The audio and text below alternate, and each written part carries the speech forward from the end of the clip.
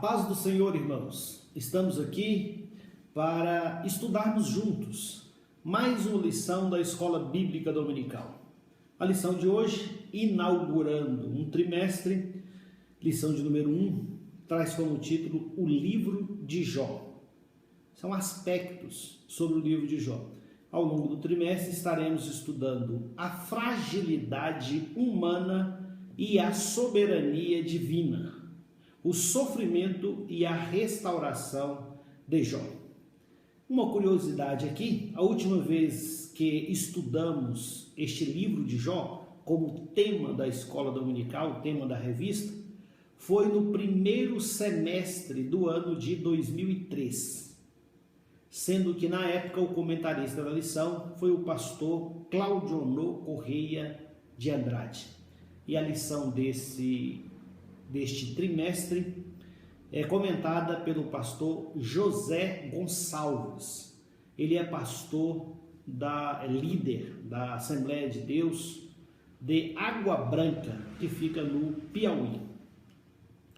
E essa lição de hoje é uma lição introdutória, né? Como todas as vezes que a gente vai estudar um livro da Bíblia Sagrada, a primeira lição é uma lição introdutória, não vai entrar num tema específico, mas vai falar sobre o livro em si e sobre a mensagem principal do livro, a mensagem central.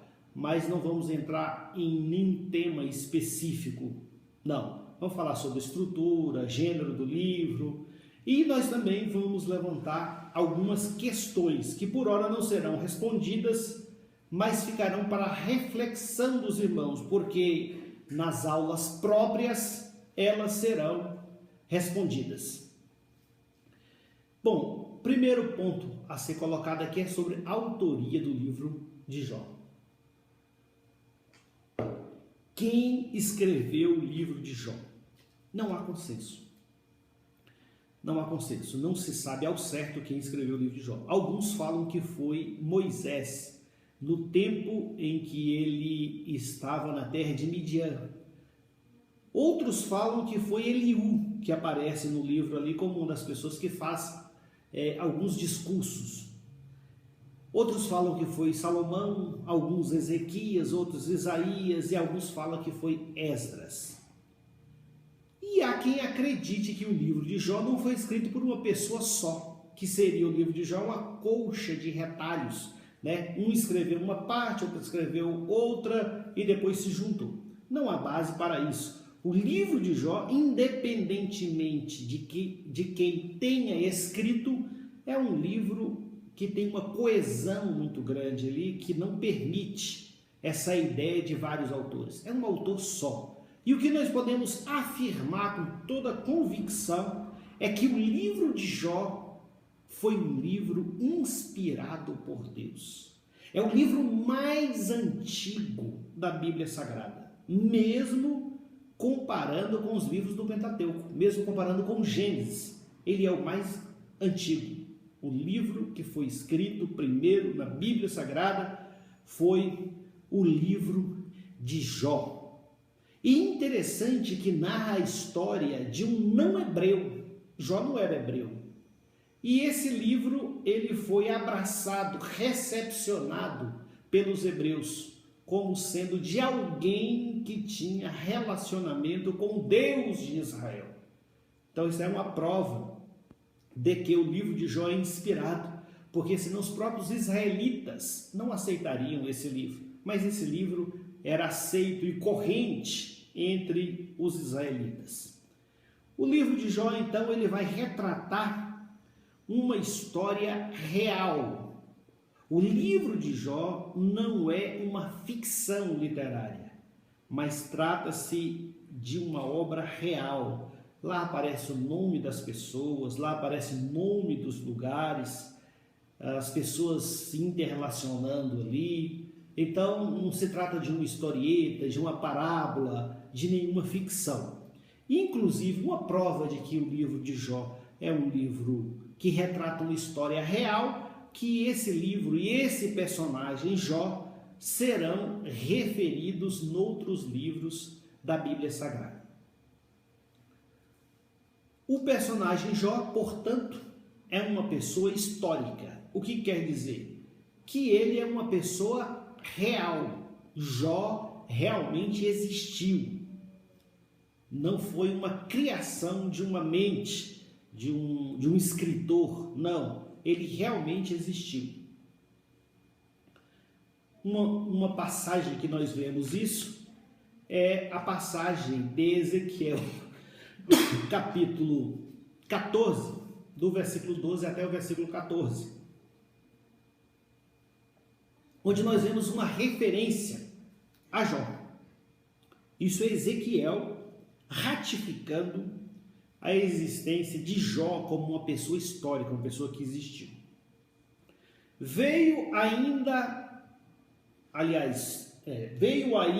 a mim a palavra do Senhor, dizendo: Filho do homem, quando uma terra pecar contra mim, gravemente se rebelando, então estenderei a mão contra ela e tornarei instável o sustento do pão, e enviarei contra ela fome, e arrancarei dela homens e animais, ainda que estivessem no meio dela estes 3 homens, Noé, Daniel e Jó. Eles, pela sua justiça, livrariam apenas a sua alma, diz o Senhor Jeová. Então Deus, usando o profeta Ezequiel, faz referência a Jó. Então Jó é uma pessoa que existiu. Jó é um personagem histórico. Também Tiago faz referência a Jó. Isso está inclusive na nossa leitura, no nosso textual. Eis que temos por bem-aventurados os que sofreram. Ouvistes qual foi a paciência de Jó, e vistes o fim que o Senhor lhe deu, porque o Senhor é muito misericordioso e piedoso. Ora, se Jó não fosse um personagem real, não haveria razão para Tiago apresentá-lo como um exemplo de perseverança, de paciência, de persistência. Não haveria razão, porque ele simplesmente seria fruto da obra de um autor qualquer. Mas não, Tiago ratifica a existência de Jó quando fala que ele é exemplo de paciência e que ele teve um fim maravilhoso porque soube esperar em Deus. Então Jó, o livro de Jó é um livro real, o personagem Jó é uma pessoa real e a terra de Jó é uma terra que realmente existiu. Qual era a terra de Jó? Uz. Logo no começo do livro aparece que ele era de Uz. E Uz realmente existiu e tinha como limites Edom, por um lado, Arábia, por outro lado, e a Babilônia, ainda por um outro lado. Em que época viveu Jó? Há consenso de que Jó tenha vivido na época patriarcal. Quando nós falamos época patriarcal, nós estamos falando da época de Abraão, Isaac, Jacó, aquele período. Então Jó teria vivido nesse período. E por que se imagina que era essa época? Por diversos motivos. Porque Jó intercedia pelos seus filhos, de modo que a gente pode pensar que ainda não tinha sido instituído o sacerdócio. Então só podia ser naquela época ali. Não podia ser, por exemplo, na época de Moisés, na época da lei, não poderia, porque já teria toda a estrutura sacerdotal. Porque outro argumento lançado pelo comentarista da lição, porque no direito de herança, direito de sucessão, apareciam as mulheres, sendo que mais tarde as mulheres não tinham direito à herança. E também porque aparece ali como moeda peça de dinheiro, uma coisa que era própria também da época patriarcal. Então nós vemos aqui que a época de Jó era patriarcal, a cidade de Jó, a terra de Jó, Uz, é a terra que existiu, Jó é um personagem real, a história do livro de Jó é uma história real. E como é o livro de Jó? Como se estrutura o livro de Jó? O livro de Jó se estrutura entre prosa e poesia.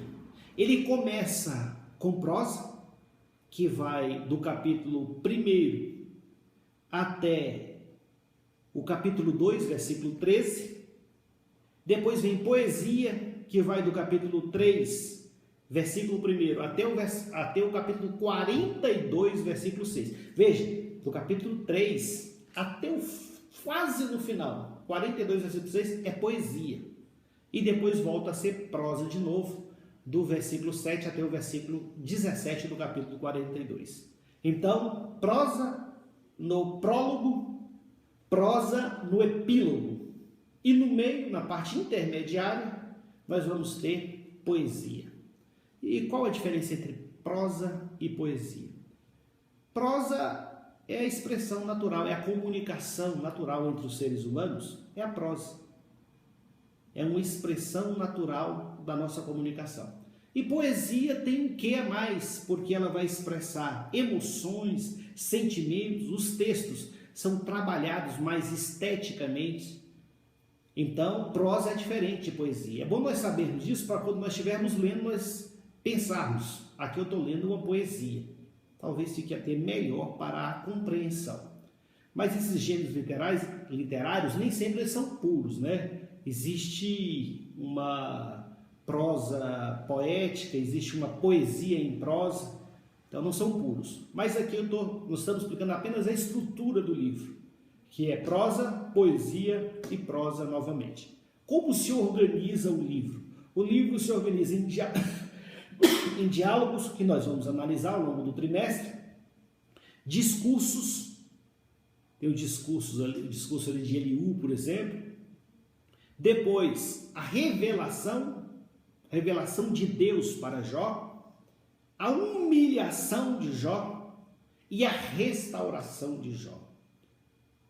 Então, diálogos, discursos, revelação, humilhação e restauração. O livro está assim estruturado. O livro de Jó, ele é rico em figuras de linguagens, prevalecendo as metáforas, tem muitas metáforas. O que é figura de linguagem?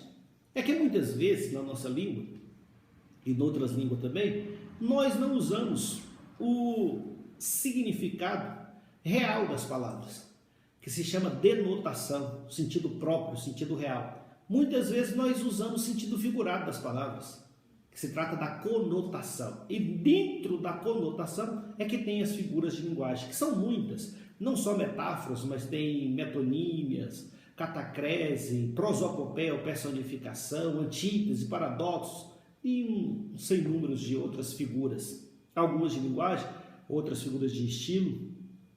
Mas o livro de Jó é rico em figuras de linguagem, principalmente metáforas. Nós trabalhamos muito com metáforas na Bíblia Sagrada. Metáfora é uma comparação implícita. É aquela comparação que você não usa como, nem tal qual, nem tal como.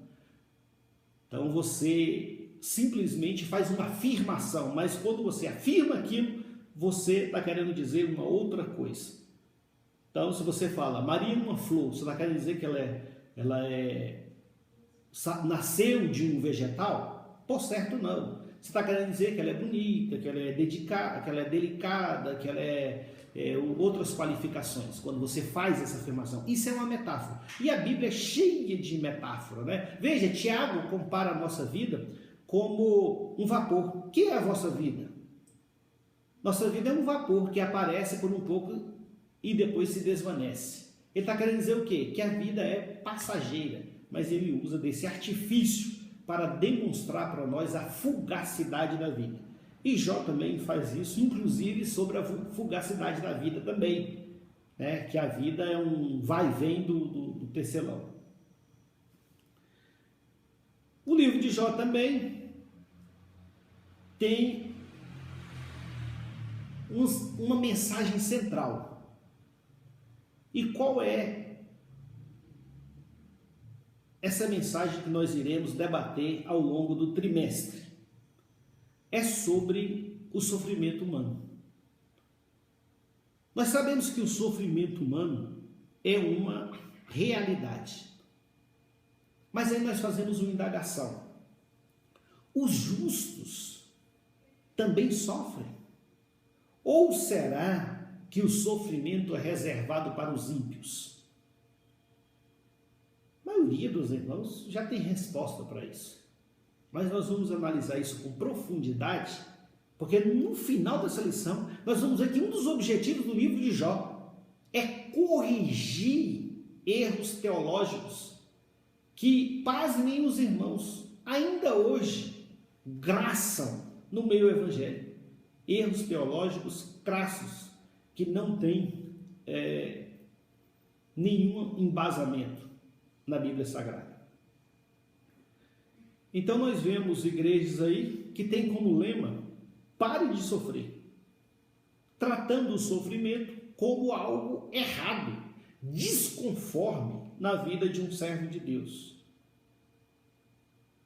Então essas igrejas a gente sabe que está fora desse padrão e está com uma mensagem equivocada e uma mensagem muitas vezes até maliciosa para ludibriar as pessoas, pintando um quadro em que as pessoas que servem a Deus não passam por sobressaltos nessa vida, não passam por inquietações nessa vida, não têm decepções, frustrações, sofrimentos. Então esse quadro que é pintado é um quadro irreal e irresponsável também, porque pode conduzir as pessoas ao inferno. As pessoas se desanimam, se descrençam das coisas de Deus e podem chegar à condenação eterna. Então esses erros teológicos serão corrigidos no livro de Jó, e nós assim o faremos ao longo do trimestre. Então nós vamos observar a teologia de cada um dos amigos de Jó. Há uma lição para cada um deles. Nós vamos ver onde é que está o equívoco de cada um. E nós vamos ver porque ao final Deus fica irado com os amigos de Jó. Porque eles não falaram acertadamente acerca dele, Deus Todo-Poderoso. Nós vamos indagar também se existe bondade desinteressada. O que significa isso? Bondade desinteressada. Será que alguém pode servir a Deus só por servir a Deus? Ou será que alguém só serve a Deus em razão do que Deus pode proporcionar-lhe? Existe bondade desinteressada? Para Satanás, não existe. E aqui nós vamos revelar que foi Deus que chamou Satanás, e ao longo da lição isso vai aparecer, para esse diálogo. Viste lá meu servo Jó? Então Deus chama a atenção de Satanás para a vida de justiça e retidão de Jó. E Satanás, com essa teologia equivocada, e aí você pode concluir na sua meditação e reflexão, se ele faz isso apenas para incitar Deus, sabendo que Jó realmente era justo e ele queria simplesmente massacrar Jó, mas ele adotou uma teologia claramente equivocada, quando ele fala assim: mas aí fica fácil de servir a ti, de ser justo, de ser reto. Aí fica fácil, porque tu o cercaste de bens. Quer dizer, ele é abençoado, ele tem tudo o que ele quer, ele tem uma família abençoada, aí fica fácil de servir. Agora tira as coisas dele para ver o que acontece, se ele não vai blasfemar. E Deus então vai aceitar esse desafio. Todo o livro vai se desenrolar como uma decorrência desse diálogo travado entre Deus e Satanás. Deus vai aceitar o desafio e tirou tudo. Mas Satanás não estava satisfeito, não, mas ele ainda tem saúde. Quando a pessoa está saudável, aí fica fácil de servir. Eu quero ver uma pessoa doente, sentindo dores. Eu quero ver essa pessoa te servir, te louvar, te exaltar. E aí Deus também permite que ele seja tocado na sua saúde.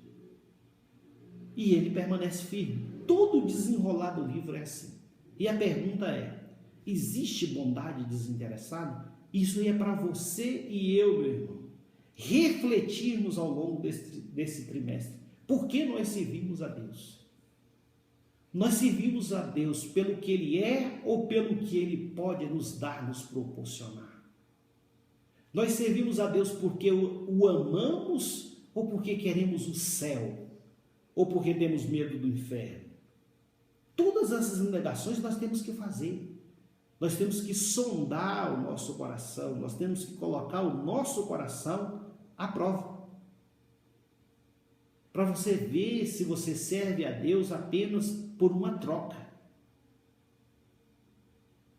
E nos relacionamentos humanos, será que você se relaciona com as pessoas apenas com aquelas pessoas que podem te trazer algum benefício?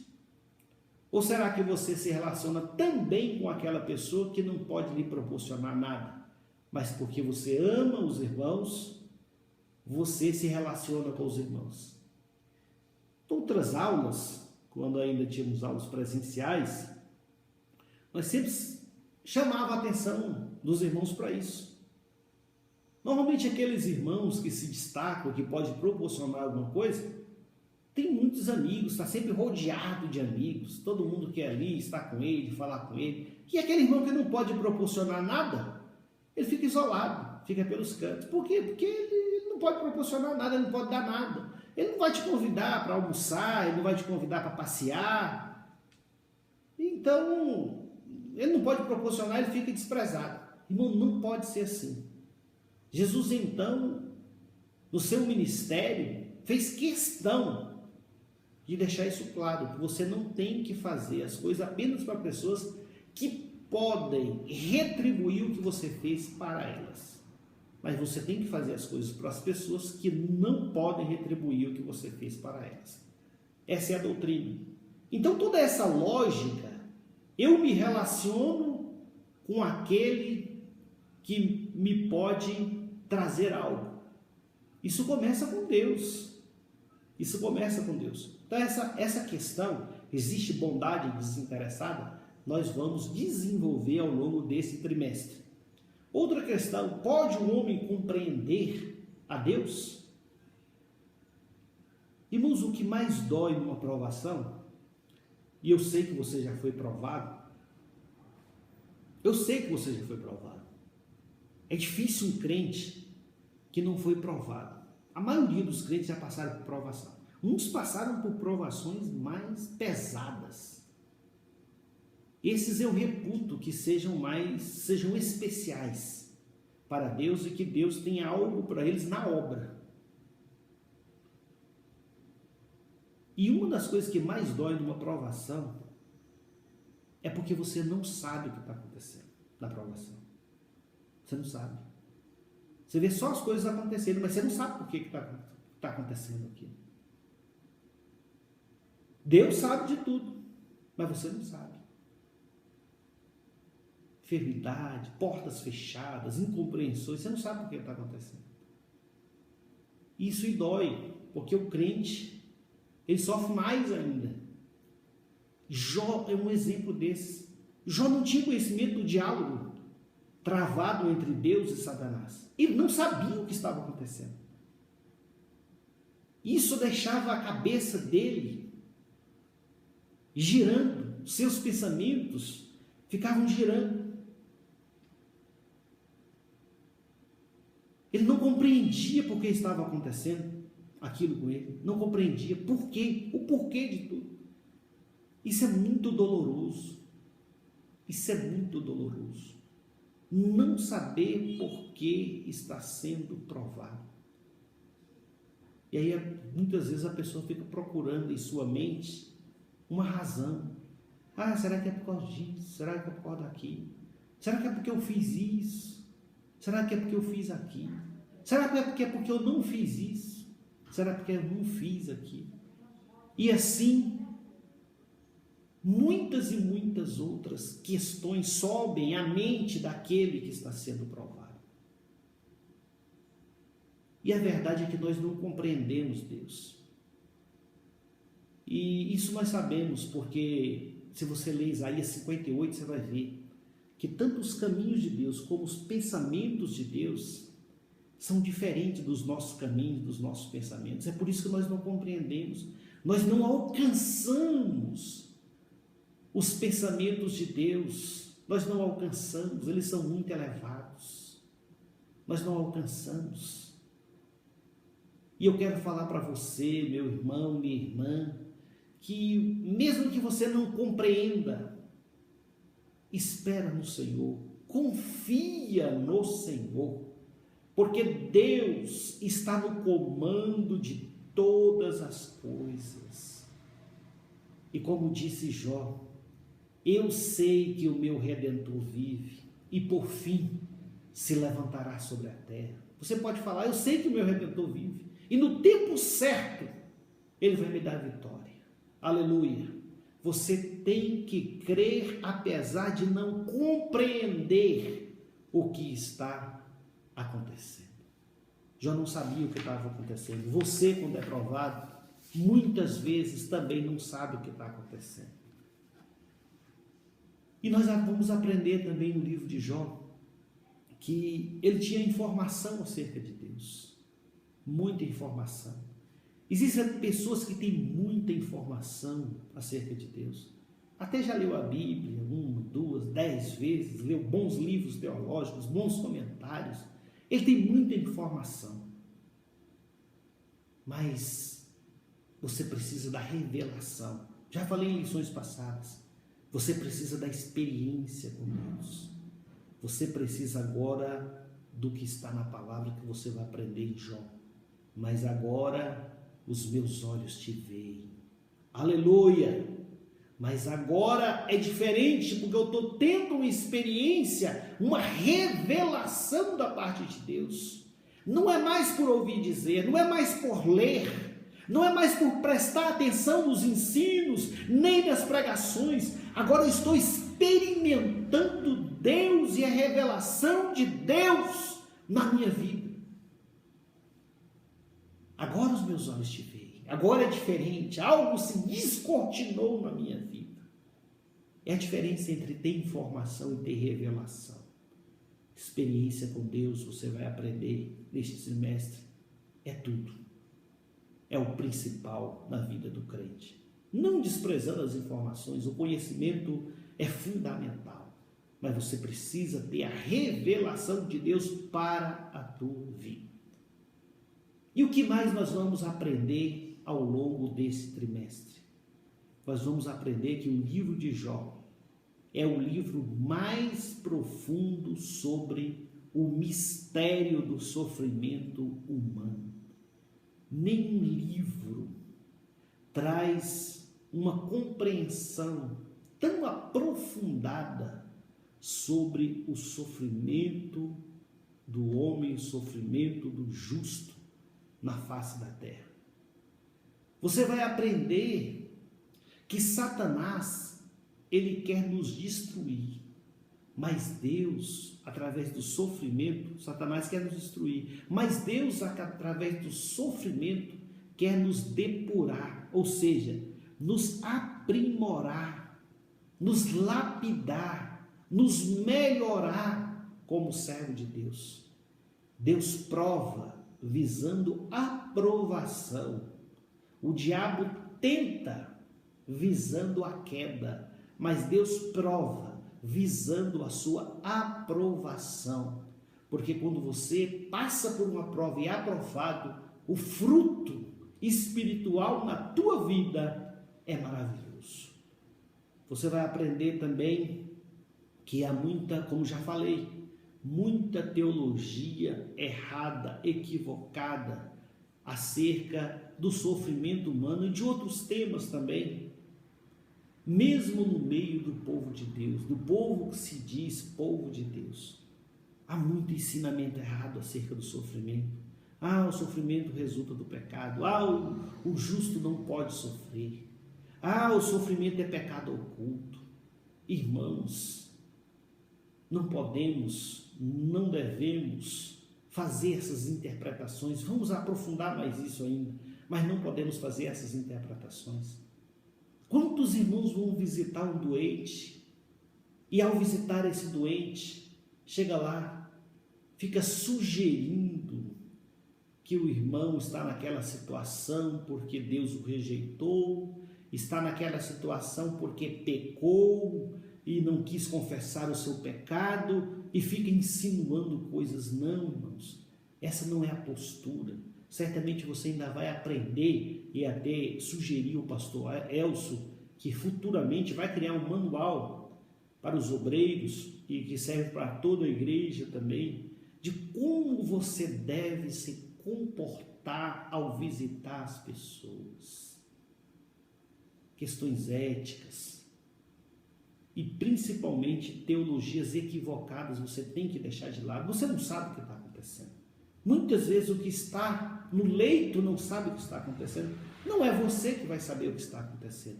Deus sabe todas as coisas. E o nosso papel é interceder, é clamar a Deus, é pedir a Deus a sua misericórdia, porque o nosso Deus é piedoso, é misericordioso. Aleluia, é muito misericordioso. Nós vamos aprender também que Satanás é o nosso adversário em todo o sofrimento que passamos. Ficamos vulneráveis durante o sofrimento e Satanás, ele é o adversário. Só para os irmãos terem uma ideia, das 19 referências a Satanás, referências nominais a Satanás no Antigo Testamento, 14 estão no livro de Jó. Para ver que durante o sofrimento humano, Satanás está presente. Ele está presente durante o sofrimento, na expectativa de que o servo de Deus vá blasfemar, vá murmurar. Mas nós não vamos fazer isso, porque nós estamos alicerçados na palavra de Deus. E nós vamos aprender nesse trimestre como vencer as tribulações. Nós vamos aprender que, apesar de não entendermos o que está acontecendo, muitas vezes nós sabemos que podemos confiar no Senhor, que tem o controle e o comando de todas as coisas. E em Deus nós vamos ter o refrigério. Em Deus nós vamos ter o consolo e o conforto. Eu quero encerrar aqui as minhas palavras, agradecendo a Deus por mais essa oportunidade e aconselhando os irmãos que durante esse trimestre leiam o livro de Jó, estudem as lições, porque certamente um fruto excelente será colhido por cada um dos irmãos.